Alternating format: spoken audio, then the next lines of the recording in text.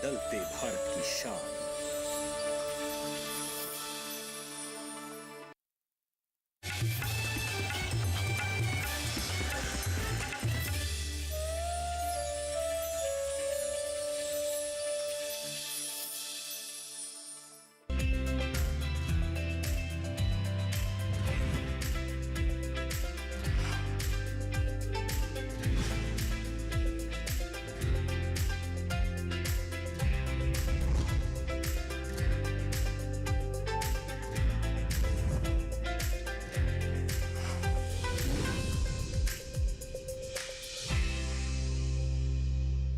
नमस्कार, स्वागत है आपका सफल किसान में। मैं हूं अंजुल सिंह।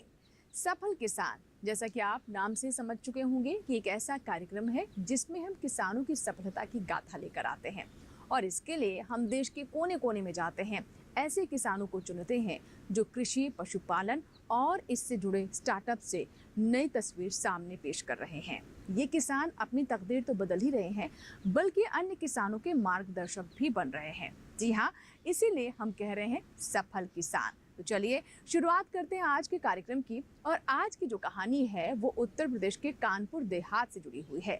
यहाँ के किसान कैसे भिंडी की बम्पर पैदावार ले रहे हैं और साथ ही अपने आर्थिक विकास को बल दे रहे हैं, आइए जानते हैं।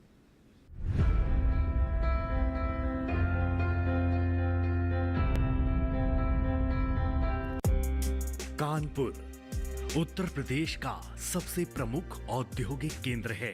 इसे कान्हेपुर के नाम से भी जानते थे। 23 अप्रैल 1983 को 2 भागों में बांटा गया, कानपुर शहर और कानपुर देहात। पहले अंग्रेजों ने यहाँ नील उद्योग को बढ़ावा दिया। आज यह शहर रासायनिक द्रव्य, कपड़ा और चमड़ा उद्योग में परचम लहरा रहा है। गंगा के तट पर बसा होने के कारण खेती भी यहाँ अच्छी होती है। जिले के 5 गांव रनिया, जैनपुर, रसूलाबाद और डेरापुर कृषि वर्चस्व वाला क्षेत्र है। यहाँ की मुख्य फसल है आलू, तिलहन, धान, गेहूं और दाल।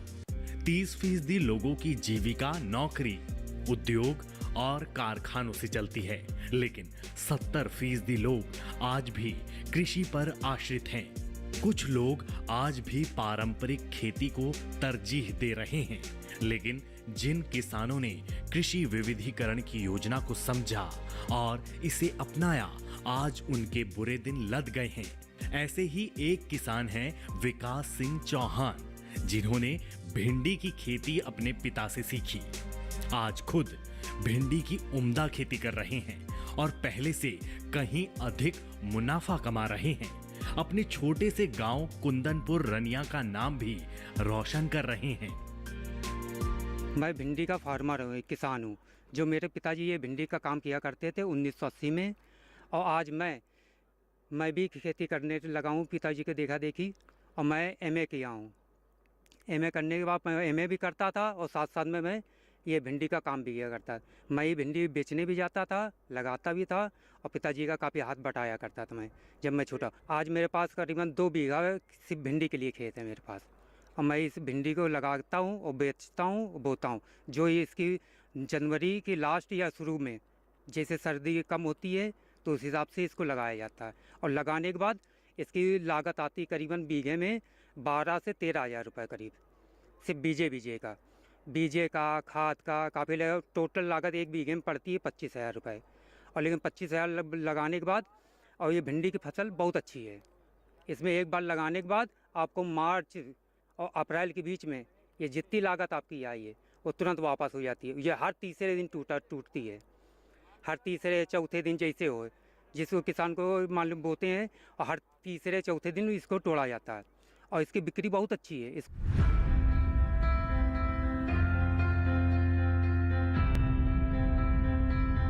भिंडी एक ऐसी सब्जी है जो कि ना सिर्फ अपने स्वाद के लिए जानी जाती है, बल्कि ये रेशेदार होने की वजह से पोषक तत्वों से भी भरपूर होती है। और अगर बात करें भिंडी की तो काफ़ी लजीज भी होती है। आज हम आपकी मुलाकात करवा रहे हैं विकास चौहान से, जो कि कानपुर देहात से संबंध रखते हैं। आइए अब जानते हैं कि क्यों विकास ने पारंपरिक खेती को छोड़कर भिंडी की सब्जी उगाने का कार्य शुरू किया।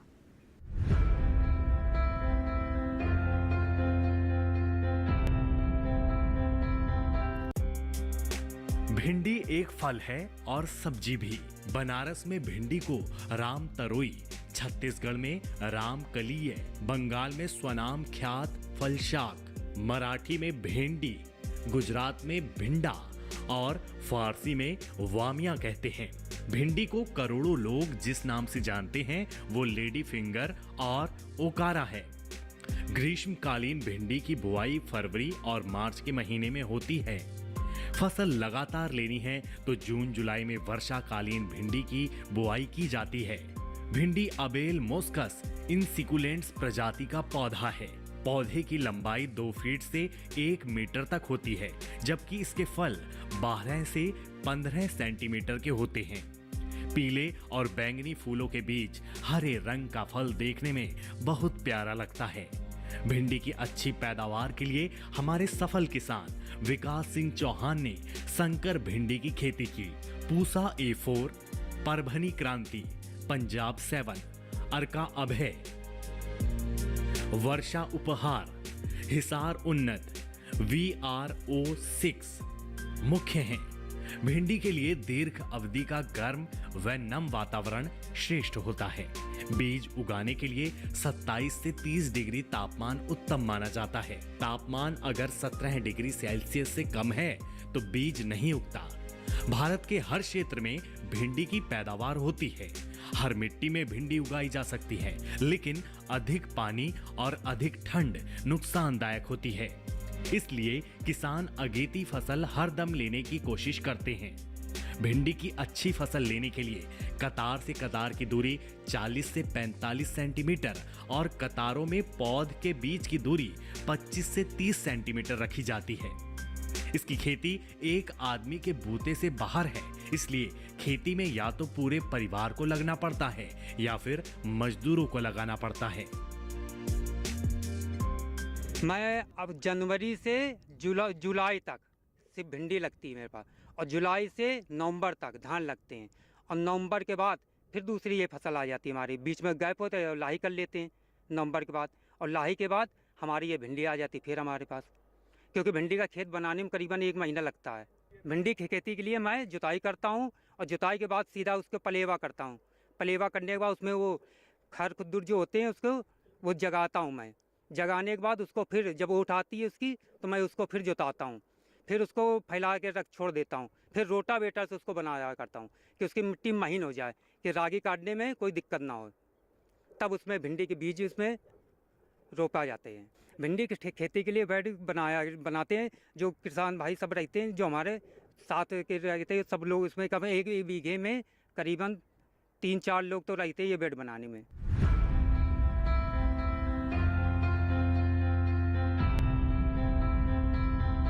किसी भी क्षेत्र में अगर परिवार का भी सहयोग हो तो सफलता मिलना काफी आसान हो जाता है, और ऐसा ही हम देख रहे हैं विकास चौहान के जीवन में भी। उनके साथ उनके पिताजी भी लगातार कदम से कदम मिलाकर आगे बढ़ रहे हैं। आइए बात करते हैं उनके पिता से और जानते हैं भिंडी की खेती के बारे में कुछ विशेष बातें।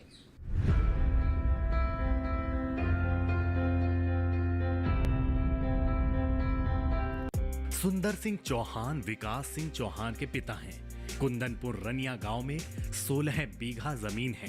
पहले हल से खेत जोतकर भिंडी की खेती की, फिर एक साथ 3 किसानों ने भिंडी की खेती की और उनका मनोबल बढ़ा।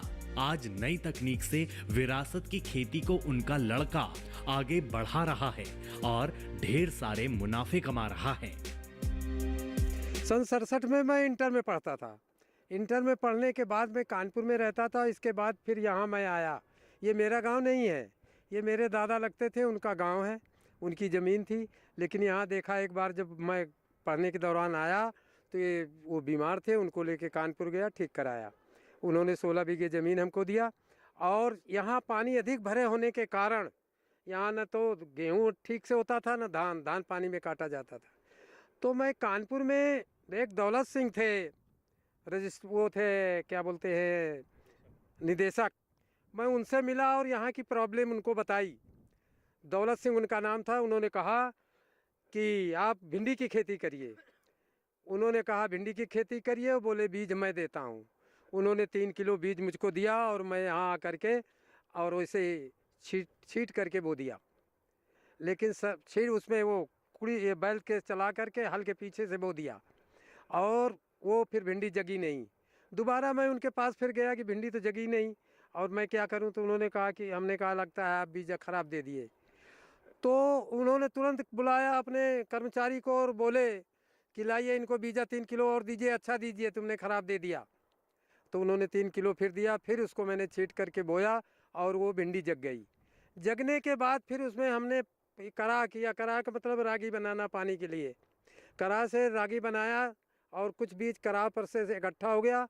उसी बीज में मैंने देखा कि वहाँ भिंडी ज़्यादा फरती है, जो बाहर प्लेन में बोई है कम फरती है।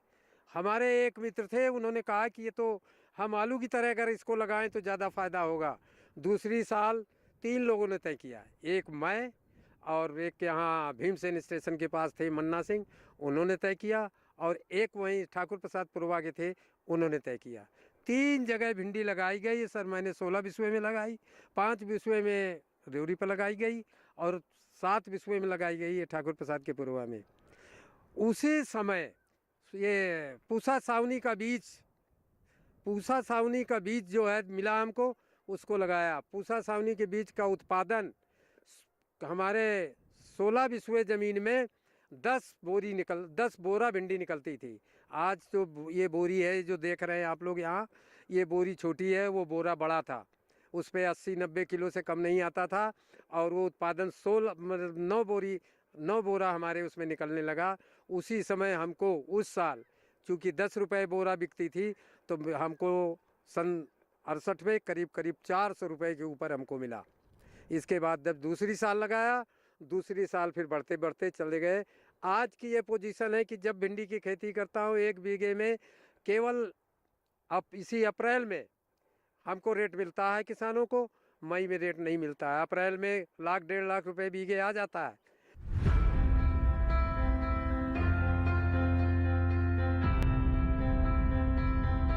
इसी के साथ ही सफल किसान में यहाँ रुकेंगे एक छोटे से ब्रेक के लिए, कहीं मत जाइएगा, देखते रहें सफल किसान।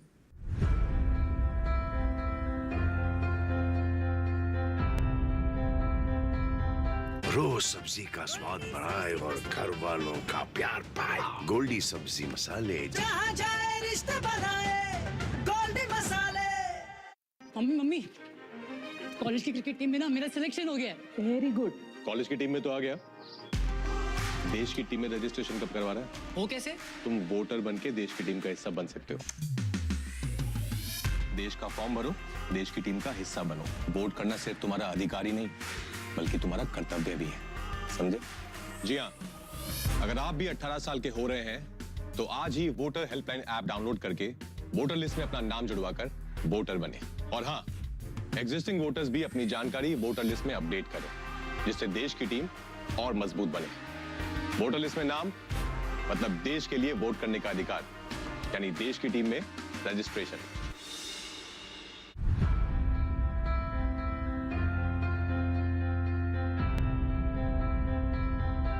ब्रेक के बाद एक बार फिर आपका स्वागत है। आप देख रहे हैं हमारा खास कार्यक्रम सफल किसान। आइए अब आपकी मुलाकात करवाते हैं 2 और सफल किसानों से, मुन्ना सिंह और साथी देव सिंह, जो कि कानपुर देहात के कुंदनपुर क्षेत्र से संबंध रखते हैं। इन्होंने भी भिंडी की खेती अपनाई और इसमें बम्पर मुनाफा वो कमा रहे हैं।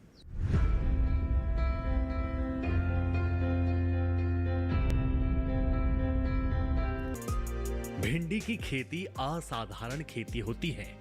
कुछ किसान वर्ष भर फायदा लेने के लिए फसल उगाते हैं तो कुछ एक ही फसल में संतुष्ट होते हैं।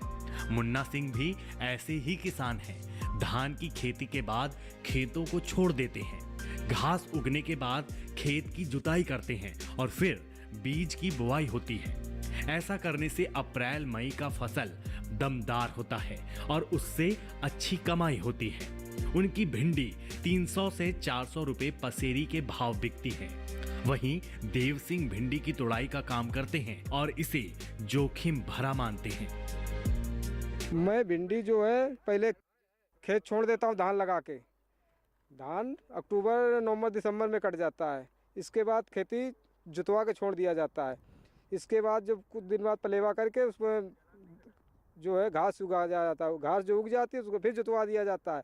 जुतवाने के बाद रोटोवेटर से बनवा के फिर इसके बाद हम लोग लेबर करके इसको कुड़ी करवाते हैं, छीट के नहीं बोते हैं, हाथ से गड़वाते हैं सब एक एक बीज। इसमें कम से कम 20 लेबर लगती है एक बीघे में गाड़ने में, एक एक बीज गाड़ा जाता है रागों पे। इसके बाद गाड़ के इसके बाद पानी लगाया जाता है, पानी लगाने के बाद वो करीब करीब उगता है। इसके बाद दवा खाद सब डाला जाता है बाद में। इसके बाद ये अप्रैल 2 अप्रैल 5 अप्रैल में जनवरी में लगती है, 15 या 14 जनवरी में लगाया जाता है। अप्रैल में 3-4 जनवरी की वो टूटने लगती है।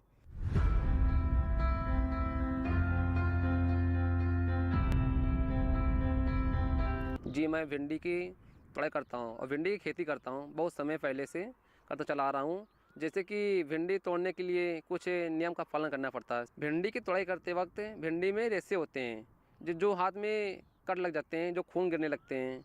और जैसे कि उसका कुछ नियम पालन करना पड़ता है, जैसे कि भिंडी तोड़ने के लिए टेप और दस्ताने का। भिंडी के तेज़ धार कांटे होते हैं भिंडियों में, जो तोड़ते समय हाथों में ब्लड आ जाता है, कुछ काम भी नहीं कर पाते हैं। अगर इसका अपना स्वस्थ अपना रखना अच्छे से हाथों का, तो हमें इसका टेप और दस्ताने का, ग्लव्स का प्रयोग करना पड़ता है।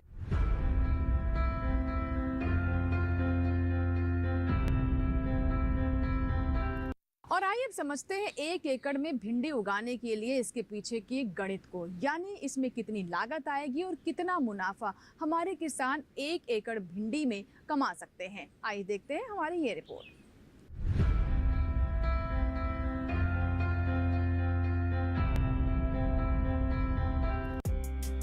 एक एकड़ भिंडी की खेती में 4 से 5 किलो बीज की आवश्यकता होती है। कुड़ाई, निराई से लेकर बुआई तक और फिर रोकथाम से लेकर बाजार तक अनुमानित लागत 35 से 40 हजार प्रति हेक्टेयर आती है। गर्मी के दिनों में भिंडी का रेट अच्छा मिलता है। भिंडी 40-50 रुपए से 80 रुपए किलो बिक जाती है। इसलिए किसानों को प्रति हेक्टेयर 1.5 से 2 लाख की बचत होती है। बरसाती भिंडी का बाजार भाव कम होता है, 5 से 10 रुपए प्रति किलो बिकने लगती है।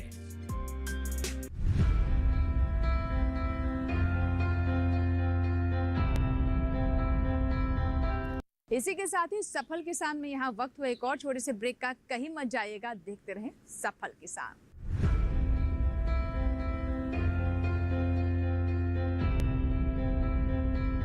रोज सब्जी का स्वाद बढ़ाए और घर वालों का प्यार पाए। गोल्डी सब्जी मसाले, जहाँ जाए रिश्ते बनाए, गोल्डी मसाले। मिलिए ग्रो प्लस से हमारा भरोसेमंद कोरोमंडल लेकर आया है एक खास तकनीक वाला 5 पोषक तत्वों से भरा ग्रो मोर ग्रो प्लस। इसे इस्तेमाल करने से पौधों को मिले अधिक पोषण, जिससे न केवल आपको बम्पर फसल मिले बल्कि मिट्टी भी स्वस्थ और उपजाऊ बने। क्यों न इस बार आप भी ग्रो प्लस अपनाएं, एक अनमोल तोहफा जो बनाए मिट्टी को सोना और फसल को बेमिसाल।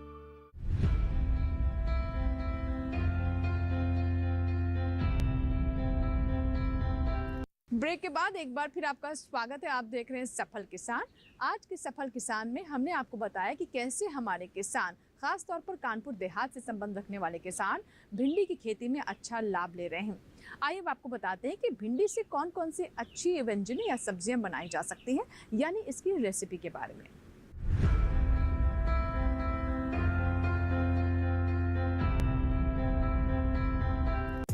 भिंडी एक लोकप्रिय सब्जी है। अलग अलग किचन में अलग अलग तरीकों से जायका तैयार किए जाते हैं। बच्चों को भिंडी की भुजिया बहुत पसंद है। भिंडी की सब्जी जितनी लजीज होती है उससे अधिक भरुआ या भिंडी की कलौंजी लोगों को पसंद आती है। भिंडी अगर प्याज के साथ बनी हो तो अंगुलियां चाटने पर मजबूर कर देती है। दुनिया भर में 30 प्रकार से भिंडी की रेसिपी बनती है और वो एक से बढ़कर एक होती है। अचारी दही भिंडी सबसे अधिक पसंद की जाती है। पंजाब के लोग इसे अधिक पसंद करते हैं। दही टमाटर से युक्त खट्टेपन में इसके बीजों को मसाले के साथ बनाया जाता है, जो सुपर पेपी स्वाद और सुगंध देती है।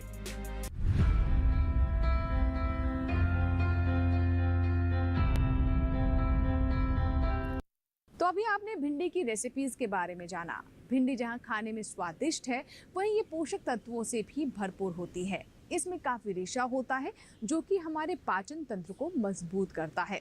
आइए जानते हैं इससे जुड़ी कुछ और खासियत के बारे में।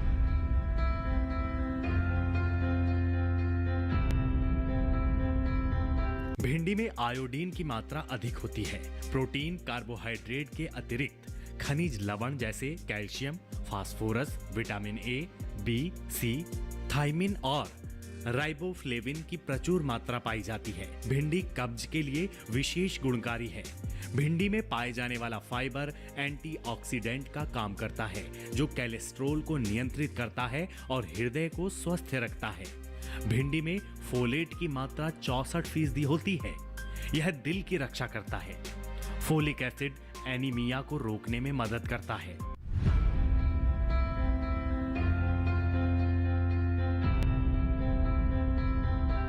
अभी आपने जाना भिंडी के पोषक तत्वों के लिए, जो कि हमारे स्वास्थ्य के लिए काफी लाभकारी है।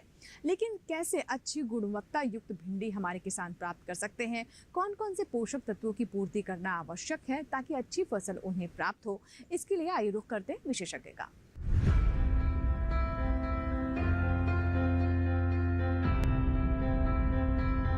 विश्व का 72% जो है भाग जो उत्पादन है वो हम भारतवर्ष करता है भिंडी के मामले में, और दूसरे स्थान पे नाइजीरिया आता है। और जहाँ तक हम एक्सपोर्ट भी इसमें करते हैं, तो भिंडी में एक बहुत अच्छी चीज़ है कि भिंडी हम भारत से एक्सपोर्ट भी करते हैं। और जो शेयर है करीब अगर आप देखा जाए तो 32% का शेयर जो एक्सपोर्ट में सब्जियों के अंदर जो है भिंडी देता है। और प्याज आपको मालूम है कि काफ़ी हम यहाँ से एक्सपोर्ट करते हैं, तो उसके बाद भिंडी का ही स्थान आता है।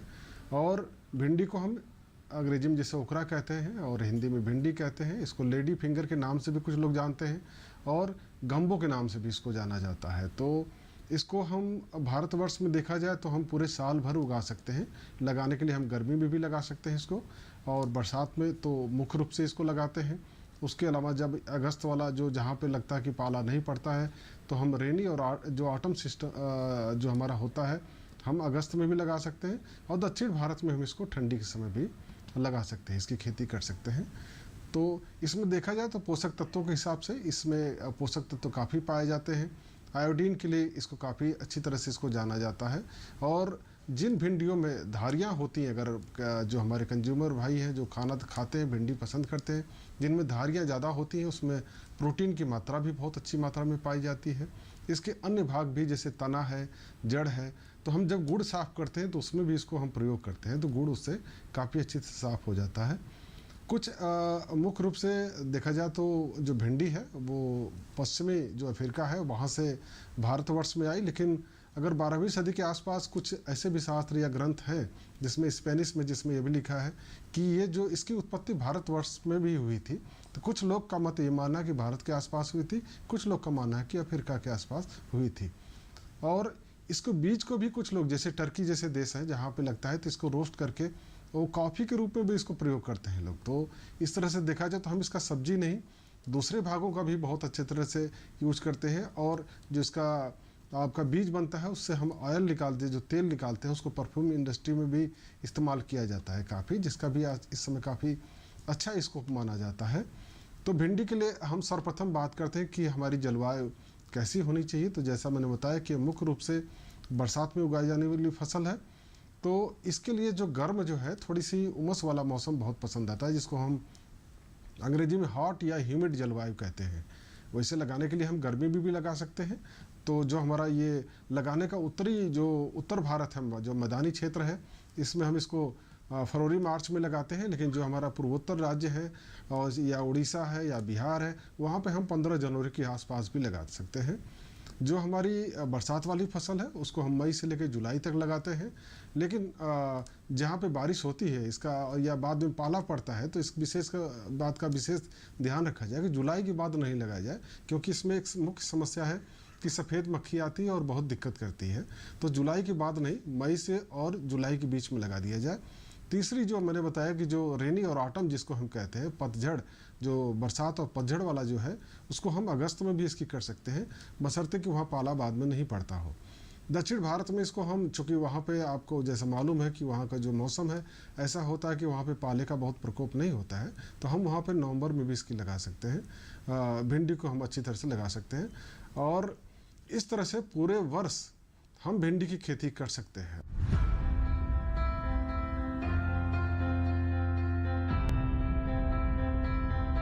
तो ये था हमारा आज का सफल किसान, जिसमें हमने आपको बताया कि कैसे हमारे किसान पारंपरिक खेती से कुछ हटकर अलग कर रहे हैं और भिंडी की खेती अपना रहे हैं और इससे उन्हें अच्छा मुनाफा भी हो रहा है। इसके अलावा हमने भिंडी के पोषक तत्वों के बारे में भी जानकारी दी। ये भी बताया कि कैसे आप भिंडी की अच्छी रेसिपीज़ को अपना सकते हैं और इसका लुत्फ उठा सकते हैं। आशा करते हैं कि आज का कार्यक्रम आपको ज़रूर पसंद आया होगा। अगर आपके कोई सुझाव हैं तो आप हमें ईमेल कर सकते हैं। हमारा ईमेल आईडी नोट कर लें, safalkisan@gmail.com। हमारा पता है सफल किसान, कमरा नंबर 77, CPC, दूरदर्शन, खेलगांव, नई दिल्ली 110049। आशा करते हैं कि आज का सफल किसान आपको पसंद आया होगा। आप अपने सुझाव, अपने फीडबैक हमें ईमेल या पत्र के माध्यम से जरूर भेजें। आपके ईमेल्स और पत्रों का हमें इंतजार रहता है। सफल किसान के आज के सफर में फिलहाल इतना ही। नए अंक में कुछ और सफलता की कहानियों के साथ फिर होगी आपसे मुलाकात। तब तक आप बने रहें दूरदर्शन किसान के साथ। नमस्कार।